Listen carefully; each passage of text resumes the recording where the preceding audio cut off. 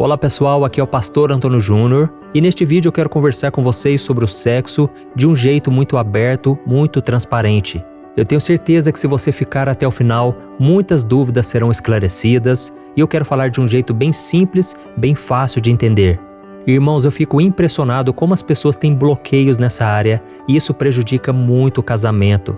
Uma vez o pastor me disse que um irmão da igreja dele ligou para ele desesperado, pedindo para que o pastor fizesse uma oração de libertação para a esposa, porque ele falou que a sua mulher estava com um demônio no corpo e era o demônio da pombagira.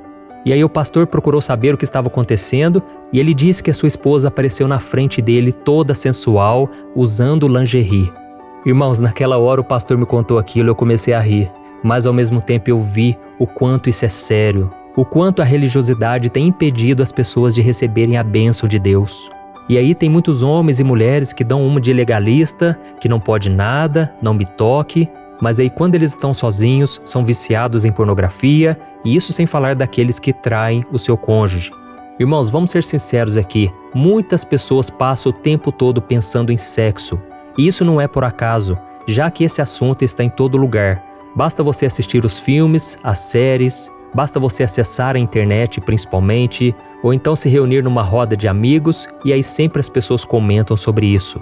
E no meio cristão isso também não é diferente, viu? Só que temos uma conduta diferente, principalmente envolvendo o sexo fora do casamento. Eu me lembro quando eu comecei a frequentar a igreja no ano de 2002, foi quando eu me converti, e eu me lembro que eles trouxeram ensinamentos da Bíblia mostrando que o sexo antes do casamento é pecado. E graças a esses ensinos, eu tomei a decisão de esperar o casamento. Eu me casei virgem com 29 anos e hoje eu agradeço ao Senhor por essa decisão. A minha esposa também se casou virgem, mas eu sei que a grande maioria não consegue esperar até o casamento. E isso não invalida a palavra de Deus, porque se você obedecer ao Senhor, com certeza você vai colher frutos. E mesmo se você cometer pecados e se arrepender, a promessa do Senhor é que o sangue de Jesus te purifica de todo pecado. Amém? E aí, quando as pessoas se casam, muitos pensam que agora está tudo liberado, podem fazer o que quiserem, e eu vou te mostrar na palavra de Deus que existem pelo menos 4 tipos de sexo proibidos, tá bom? Mas antes de começarmos, eu quero pedir que você se inscreva aqui no meu canal. É só você clicar no botão abaixo do vídeo, inscrever-se, e do lado vai aparecer um sininho. Clica também nesse sininho para você receber todas as notificações sempre que eu colocar um vídeo novo, ok? Irmãos, antes de qualquer coisa, eu preciso deixar algo muito claro. Não é pecado sentir prazer e gozar com seu cônjuge, tá bom? Eu falo isso porque muitas igrejas têm esse assunto como tabu e eles pregam de um jeito que dá a impressão de que a pessoa está fazendo algo errado, e então o casal se sente sujo, mesmo estando debaixo da bênção de Deus. E um dos principais motivos disso é porque as pessoas ficam pensando, mas o que será que Jesus faria no meu lugar?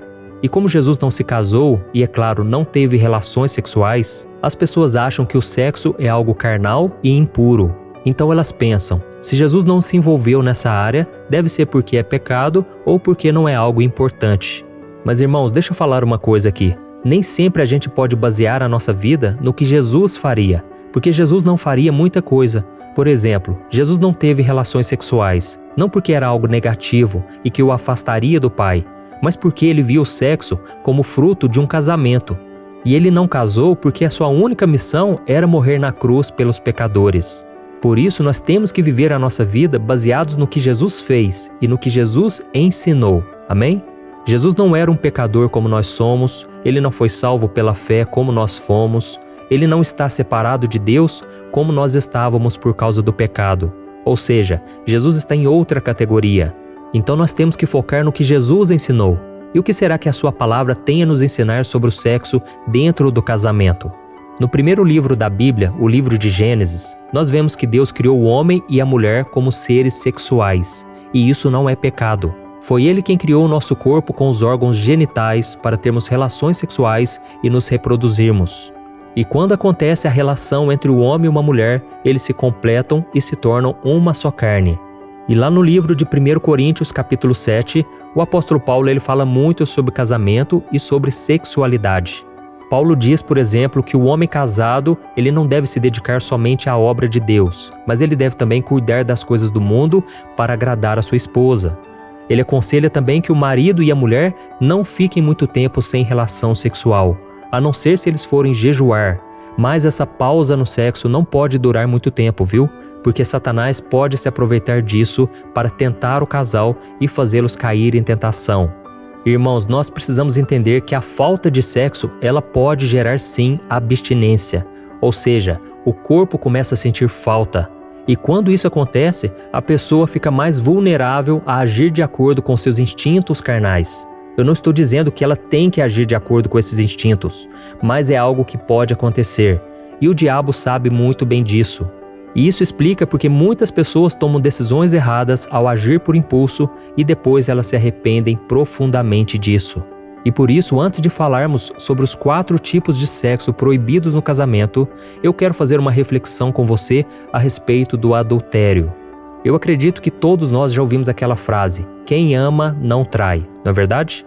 Essa expressão é muito romântica, mas quando você enfrenta uma rotina, os problemas de um relacionamento, você percebe que na vida real é tudo bem diferente.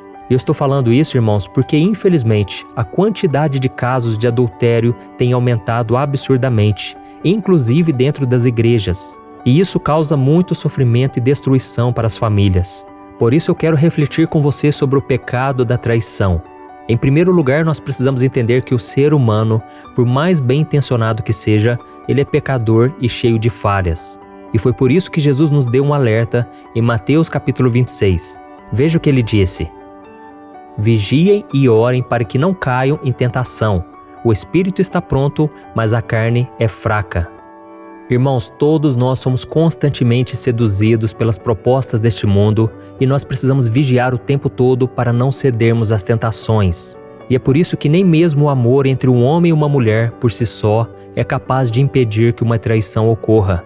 Existe uma grande ilusão que engana muitos maridos e esposas. Eles pensam que quem ama o seu cônjuge jamais sentirá atração por outra pessoa. Mas como eu disse agora mesmo, o ser humano é falho e a própria palavra de Deus afirma que a nossa carne é fraca. Por isso, irmãos, nós precisamos vigiar, porque a verdade é que aquilo que os olhos cobiçam, a imaginação vai longe. E se a pessoa não cortar esses pensamentos, ela pode um dia sim cair em tentação. Veja o que está escrito em Tiago capítulo 1. Cada um, porém, é tentado pela própria cobiça, sendo por esta arrastado e seduzido. Então a cobiça, tendo engravidado, dá à luz o pecado, e o pecado, após ter se consumado, gera a morte. Olha isso, irmãos, enquanto nós estivermos nesse corpo carnal, nós podemos sentir atração por alguém do sexo oposto. Podemos nos encantar com um sorriso, um corpo bonito, uma voz, um olhar, uma personalidade. E se não bastasse a nossa fraqueza carnal, nós somos alvos de um bombardeio da mídia e da cultura que promove a infidelidade, o sexo fora do casamento, a mulher como objeto sexual, aquela imagem do homem pegador, galanteador e por aí vai. E aí você junta tudo isso com um pouco de pornografia, com a desatenção no casamento, e aí nós começamos a entender mais por que muitas pessoas traem, mesmo amando a outra pessoa. E eu quero ler para você mais um versículo que está em 1 Pedro, capítulo 5. Olha o que ele disse. Sejam sóbrios e vigiem. O diabo, o inimigo de vocês, anda ao redor como leão, rugindo e procurando a quem possa devorar. Olha isso, irmãos. Satanás está sempre alerta, pronto para pegar aqueles que não buscam a Deus e que só querem os prazeres que o mundo oferece. E eu te falei todas essas coisas porque nós precisamos deixar de lado qualquer tipo de ilusão para nós encararmos a realidade, encararmos a verdade. Amém? Por isso você que é marido ou você que é esposa, saiba que você é um ser humano e por isso você tem a inclinação para fazer o que é errado. A sua carne deseja fazer aquilo que é proibido e se você não fechar as portas para o pecado, você pode sim cair nessa tentação e trair o seu cônjuge. Mas isso quer dizer que todo mundo então está condenado a trair? De modo algum, viu, irmãos? É aí que nós devemos aprender uma lição muito importante. Quem ama a Deus e o seu cônjuge foge da aparência do mal e não confia em sua própria força. Por isso, meu irmão, você que está aí sendo tentado, tome muito cuidado e nunca pense que você é forte o bastante. A Bíblia diz que aquele que está de pé, vigie para que não caia. E o conselho que eu te dou é, não queira enfrentar a tentação, fuja dela, tá bom? E busque também conversar mais com seu companheiro, tente resolver os problemas ao invés de fugir deles, e principalmente tenha o temor de Deus. Eu sei que muitas pessoas acham que temer a Deus é ter medo dele, mas não é nada disso. Ter o temor no seu coração é ter reverência e respeito ao Senhor. É entender que Deus não aprova o pecado e que Ele disciplina os filhos que o desobedecem. Por isso, se você seguir esses conselhos que eu te dei, a traição nunca fará parte da sua vida, tá bom?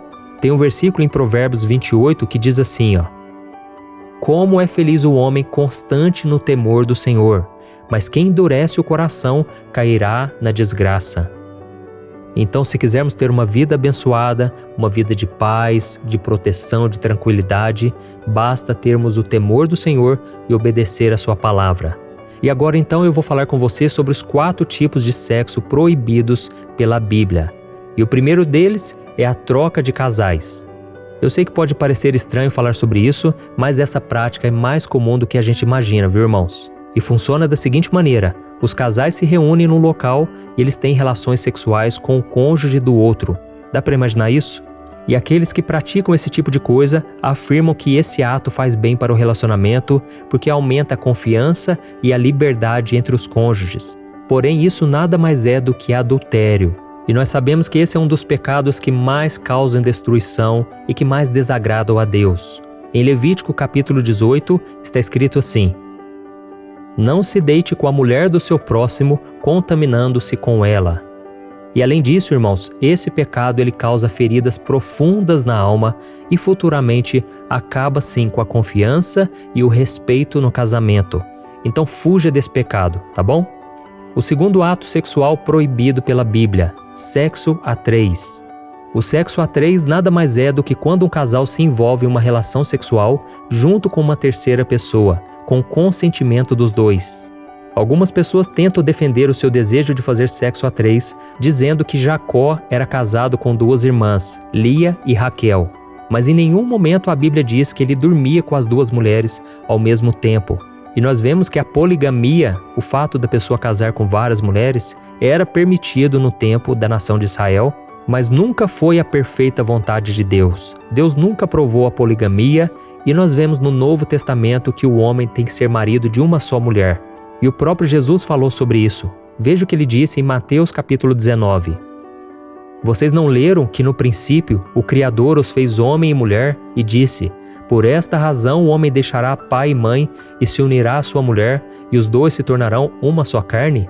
Assim eles já não são 2, mas sim uma só carne. Portanto, o que Deus uniu, ninguém o separe. Viu só, irmãos? Jesus falou de um homem e de uma mulher no casamento. Essa é a vontade de Deus. Ou seja, não existe espaço para outra pessoa em um casamento heterossexual, ok? O terceiro tipo de sexo que Deus proíbe na sua palavra é o abuso. Nós crescemos com aquela ideia de que um abuso só acontece quando um criminoso usa sua força física para ter relações com outra pessoa sem o seu consentimento. Mas isso não é verdade. Existe também o abuso dentro do casamento, que é quando um dos cônjuges obriga o outro a fazer sexo com ele sem que a outra pessoa aceite. E quem comete esse tipo de pecado usa aquela passagem de 1 Coríntios capítulo 7 de forma errada, para justificar o seu erro. Veja o que está escrito: A mulher não tem autoridade sobre o seu próprio corpo, mas sim o marido. Da mesma forma, o marido não tem autoridade sobre o seu próprio corpo, mas sim a mulher. E aí, irmãos, o que acontece? Eles retiram esse versículo do contexto e muitos homens acreditam que o corpo da sua esposa pertence somente a eles. E com isso eles acham que podem exigir sexo e têm todo o direito de forçá-las a fazer algo que elas não querem. Mas o que a Bíblia está falando é que nós devemos satisfazer o nosso cônjuge e não buscar apenas o nosso próprio prazer, tá bom? E o quarto tipo de sexo que Deus proíbe é a pornografia. Apesar de não ser um ato sexual em si, esses outros tipos de sexo proibidos geralmente são estimulados pela pornografia. E muitos casais cristãos dizem que assistem filmes pornográficos antes e durante a relação sexual para apimentar o relacionamento. Mas por mais que os 2 gostem disso, a pornografia pode ser algo muito perigoso. Porque quando a pessoa assiste um filme ou qualquer outro tipo de material pornográfico, a pessoa pode estar abrindo brechas para que o inimigo destrua o relacionamento. E a Bíblia diz que nós devemos manter a pureza no casamento. Olha o que a Bíblia diz. O casamento deve ser honrado por todos, o leito conjugal conservado puro, pois Deus julgará os imorais e os adúlteros. E você pode estar se perguntando aí, mas pastor, em relação ao sexo oral e o uso de brinquedos sexuais? Bom, irmãos, por mais que a Bíblia não dá uma resposta definitiva, vocês têm que analisar aí se vocês dois estão de acordo, porque se vocês não se sentirem confortáveis em fazer algo, então o certo é não fazer. O mais importante é honrar a Deus e respeitar o seu cônjuge. E aí vocês devem analisar se isso vai fazer bem para vocês, se vai aproximá-los um do outro ou se vai afastá-los um do outro, tá bom? É claro que a Bíblia não vai falar de todos os assuntos, porque senão não caberia tudo num livro. E quando algo não é claramente proibido por Deus, vocês podem julgar o que é permitido. Veja o que a Bíblia diz em 1 João capítulo 3. Amados, se o nosso coração não nos condenar, temos confiança diante de Deus e recebemos dele tudo o que pedimos, porque obedecemos aos seus mandamentos e fazemos o que lhe agrada. Tá, mas em relação ao sexo anal, por exemplo? Aí, irmãos, isso é algo que nosso corpo não foi feito para isso e até os médicos alertam sobre as várias complicações que podem ter, as doenças que isso pode causar, tá bom? Então, como vocês ouviram aqui nessa mensagem, o sexo dentro do casamento não é pecado de jeito nenhum, não é sujo, não é errado vocês sentirem muito prazer e também o sexo não é somente para reprodução, tá ok? Ele foi criado por Deus para nos dar prazer e se você quer ser muito abençoado, fique longe de qualquer forma de promiscuidade, de coisas que realmente desagradam a Deus. Escolha viver um relacionamento com respeito, com amor, os dois têm que estar de acordo com tudo e com certeza vocês serão muito felizes, estarão cada vez mais próximos, íntimos um do outro e isso vai ser bênção para todos vocês. Amém? Se você gostou dessa mensagem, eu quero pedir agora que você compartilhe no WhatsApp. Envie para os seus amigos, irmãos na fé, vamos compartilhar a palavra de Deus, porque ela traz luz, ela traz paz ao nosso coração. Glória a Deus. Eu te espero então no próximo vídeo, que Deus te abençoe.